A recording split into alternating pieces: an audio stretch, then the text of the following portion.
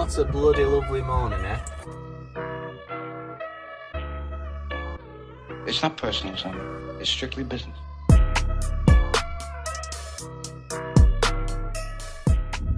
Good morning and welcome back to the YouTube channel. In-season strength training is something that I get a lot of questions about. I think it's something that a lot of people do wrong. So we're at the gym and I'm going to take you through a couple of the key points to know. It's not personal, son. It's strictly business.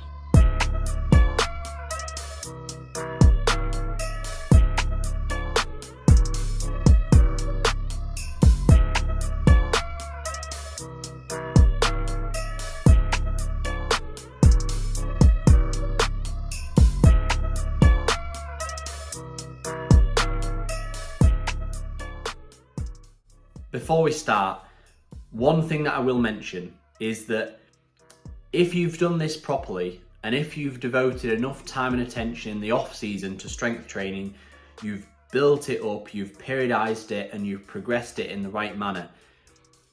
In season, while you're racing, you will almost definitely not make any progress with regards to strength training. You cannot expect to be progressing all the way through off-season, pre-season, then come into race season where ultimately you're refining your specific race fitness and also expect to progress in the gym. It won't happen. So the first key point is that you need to be realistic and put yourself in a mindset where you will allow yourself not to necessarily progress each session. The second key point to this, and something that you need to really think critically about, is where to put these sessions to get the most out of your strength training sessions without compromising the key bike sessions. Well, you need to appreciate that there's a lot of central and peripheral fatigue associated with strength training.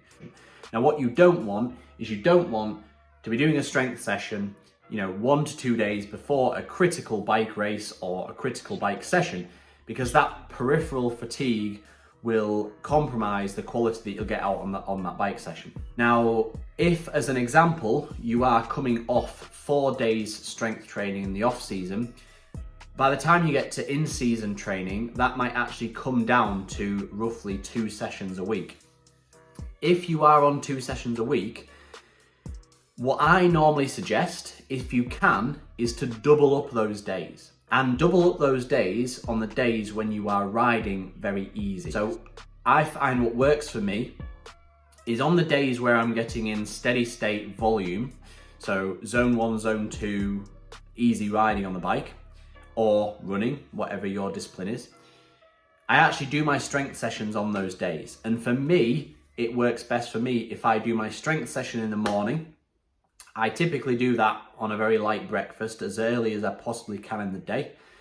Then I have a good feed and a good breakfast, really high carbohydrate meal directly post session. I leave it a few hours for that to digest, and then I will do my endurance work and my on the bike or on the run session later in that day. That's what works for me. For other people who might not have the time to be able to devote a double day, you might have to have it on a very specific day, on a completely separate day to the other training. If that is the case, you need to find out what works best for you, how well you recover from these strength sessions. But one thing that I will say is that normally, if we talk about delayed onset muscle soreness, which you'll have heard of as DOMS, normally that peaks after about 48 to 72 hours after the session. That being said, normally I wouldn't recommend doing a strength session 2 days before a critical race or training session. However, you could experiment with doing a strength session the day before, because often if you do, for example, if you've got a race on a Sunday and you do a strength session on the Saturday, the muscle soreness associated with that strength session may not have actually peaked and might not actually, feel significant enough for that race. And actually your muscles might feel quite good the day after, and it's the Monday when that muscle soreness would come. Now that works quite well because normally the Monday would be a rest day anyway if you've had a very easy day at least if you've had a race on the Sunday. Another option is, for example, the day after a race. So you've done a race on a Sunday, the Monday is your strength session. Now, obviously, that will mean that strength session is probably quite compromised. But these are the compromises we have to make in season. We need to prioritize the quality on the bike and the races. And if your Monday, Tuesday is going to be easy anyway, putting in a strength session in there might be an option that's good for you. The third key point is volume. With regards to volume, it needs to be fairly low. What I would recommend is a maximum of 2 strength sessions a week. Both of those sessions will typically be less than or a maximum of about 45 minutes. Now, if you think about Parkinson's law, the work that we need to do will always conform to the time that we have available. Anything over 45 minutes, you are just doing yourself an injustice. You are just giving yourself too long a rest periods, you're doing too many sets, you're doing too many reps. The benefit of strength training in season is that you don't need a massive amount of volume. You can do 2 strength sessions, 40-45 minutes, and each of those strength sessions will have 2 to 3 critical lifts, where realistically, on the subject of volume, you're doing very low rep and set ranges. So typically, you wouldn't go anywhere above 6-ish reps in a set. So typically, I do a warm-up set, another warm-up set, and then I do 2 top sets. And those 2 top sets are typically 4 or 5 reps. I find that works well for me. For example, if I'm doing some squats, I would do a warm-up set at, let's say, 60 kilos. I would do a warm-up set at roughly 100 kilos. And then I would do my 2 top sets at 130 kilos for 4 reps. That would be an example of one exercise full set. Once I've done them 2 top sets, that's me done. Even if I feel like I could do another set, don't. Keep the volume low. Think about that for next time, and then your next strength session, you can then add another 5 kilos to that bar, for example. Point number 4 is intensity, and it goes along with what I just said. Because the volume's low, the intensity is high.